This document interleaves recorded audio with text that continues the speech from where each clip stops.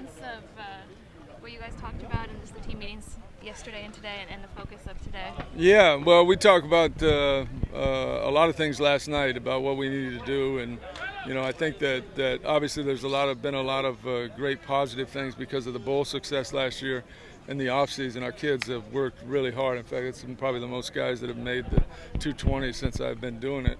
And physically, we have really improved our looks. We look like a football team. A lot of guys have really matured that way. So that was pretty positive. And we talked about all those things. But at the same time, we talked about how many guys we've lost and the production we've lost. Lost Chase, our leading tackler, Emmanuel, Chambray. We had 3 guys that aren't out here that should be out here and that failed to their teammates and let everybody else down also. So we got a lot of production we've got to fill in and do. I think we have a lot of young kids on campus that are going to be able to step in and do that, but until they do it in a game, until they produce, you're just never going to know how good you are. I think defensively we're in probably better shape than we are, offensively from that standpoint. But at the same time, the plus is we got really 2 quarterbacks that have been in the system now, both JJ and Kyle, that throw the ball very well and are both going to be productive kids. From my perspective, I would think defensively you've maybe lost more than on offense, but you feel different, or you have more depth. Yeah, I feel like we have better depth on the defense. We're thin in the D-line, but the kids are very good players that are in there. And then we really added a lot of speed at linebacker to be the backups, even though we lost Chase. And we feel like Taylor and Peter are really productive kids inside. And Jagarrett and Yuri are really 2 guys off the edge that got to be reckoned with every down. So, I think we're going to be okay on defense. Sterling is probably played corner as well as any corner that I've had in my 10 years in college. He's really a good player, and we feel like Crawford. We recruited just in case we did lose a couple guys. We recruited a junior college kid that looks pretty good. So, with the freshmen backing them up, I think we're going to be okay on defense. Talk about the decision to move Jordan to D-line. Yeah, well, like I said, we're thin at D-line. So, he is one of our better athletes and one of the most committed kids to being good. I mean, he's stayed all summer. He works his rear end off. He's a great kid, and he's got some athleticism when you watch him go do all the drill stuff. And so whenever you're a football coach, you're trying to get your best players on the field, and we feel like he's one of our better players. So we want to find a spot where he can help us right away. You talked about taking that next step, going from winning a bowl game to winning a conference title. How do you make that next step? Well, you don't worry about it. You just try to do exactly what got you to win a bowl game, and that is make sure that everybody understands it's going to take total commitment to win, and every game is critical. We talk about winning all our home games and then stealing a couple on the road, and that's what you got to do. We were lucky enough to do that last year. They hadn't won on the road here in a long time, and we've won at Tulsa, won at UAB, and nearly won at Marshall. So, I think the kids are understanding that, and that's what we got to do to win. We got to win our home games and steal a couple of those on the road. What do you see from Padron? I would assume he has more responsibility coming in. Yeah, no, he has devoted himself big time. He's a gym rat. I mean, he's here all the time. He wants to be good. He's an accurate passer. He's a leader. He's what you're looking for as a quarterback. And I feel like he's really committed himself to being that. When are we going to see that When are we going to see that pay off? How he's been here. He said, is it more accuracy? Is it being faster? I think you started to see it in the bowl game. Just getting more comfortable and knowing, I bet you halfway of his games last year he didn't know, so I'd call a play and he really didn't even know, what the play was, or I knew generally what it was. But as the season went on, as you get more reps, he becomes like a coach on the field, and he'll take that next step. I think the light came on in the bowl game, and I think the production will quickly show up as we go to competition. Padron looks like, or said he's put on 20, 25 pounds since last year. How much of that was what you and Mel asked him to do, and how much is just physically It's just growing all, into his frame? well, it's all really what Mel has him doing.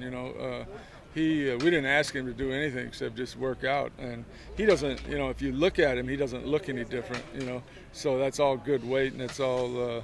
He's in shape. I mean, he didn't miss a day running all summer, and went over beyond what he was required to do even in the summer. So, that guy can carry whatever he can carry as long as he can, be in shape and do it.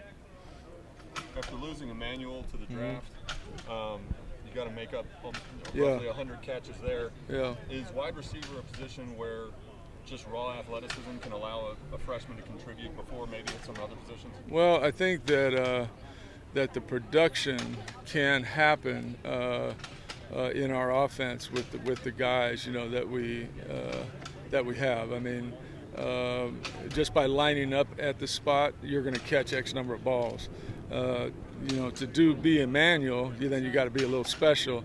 I think we have some special young kids, but they're not there yet until they prove it in a game. I think Darius is. I thought when we recruited him that he was the best receiver in the state the year we got him, most productive. And I think a lot of coaches agreed with me on that. But he had a little production, got a little taste of it. Now he's got to take the next step and go play this year, and I think he will. I know it's a month away, but playing Tech on a Sunday at national stage has Yeah. to be an exciting game. Well, it's great for the program. I mean, the exposure, you can't buy that. Being on 3 hours on national TV, you just can't do that. And I think we're more ready for the challenge than we were 2 years ago when we did it in the opener against Rice. I think our kids are more confident now. Again, we haven't played in front of 80,000 people and handled those kind of outside issues. So there's a lot of things that they got to grow up and do in a hurry, and they'll find out about 3 minutes into the game what it's going to be like. With those receivers in mind, what does it mean to have a guy like Aldridge coming back? Yeah, well, Aldrich has a chance to be really special, and I think he's realized that now. He had a really unbelievable game in the bowl game, and that triggered obviously a lot of interest from the pros on him, and I think that motivates him greatly to work hard. He busted his rear end all summer.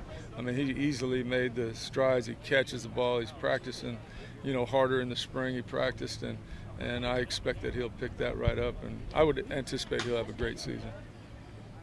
You said this was the best you've seen for the 220s since you've been doing them. How's it compared to when you came here to your first offseason? Night and day. Start of the season? I mean, it's total night and day. A ton of guys weren't making it that Yeah, first time. yeah. I would say probably the first time we did it, we had probably of the 100, close to 40 that didn't make it. What they were supposed to do.